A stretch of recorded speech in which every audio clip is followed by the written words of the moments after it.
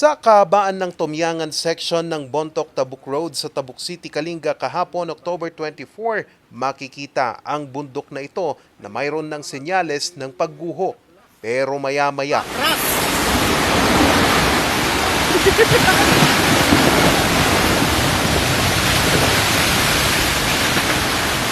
tuluyan na itong gumuho dahil sa tuloy-tuloy na pagulang dala ng bagyong Christine.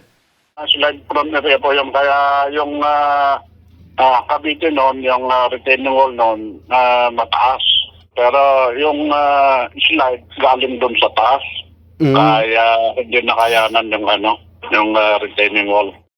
Agad namang nagsagawa ang mga otoridad ng clearing operations at bukas na ito sa trapiko. Napinsala naman ng matinding baha at hangin ang mga taniman ng palay sa lungsod.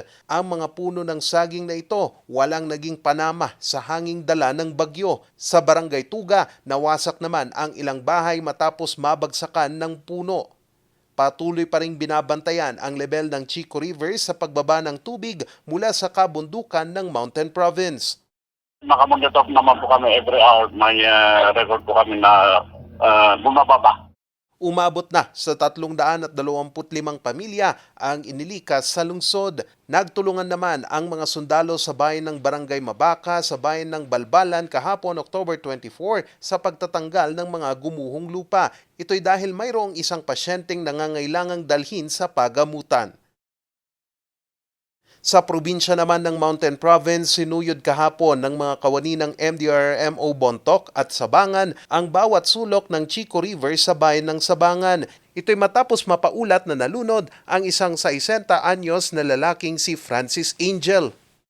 May nakakitang neighbor dun kay Mr. Angel, nanguha ng driftwood. Tapos bigla na siyang nawala. Parang nahila na siya dun sa hinihila niya na driftwood sana.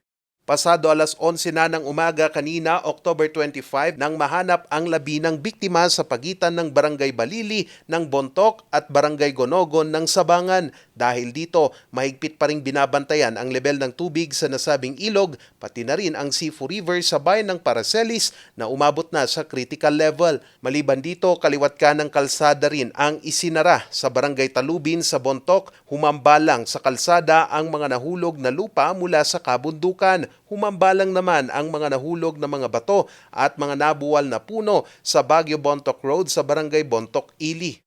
Naka-preposition na po or naka-mobilize na po yung mga clearing teams natin from different offices kasi pag national highways yan, kino-coordinate po namin sa DPWH.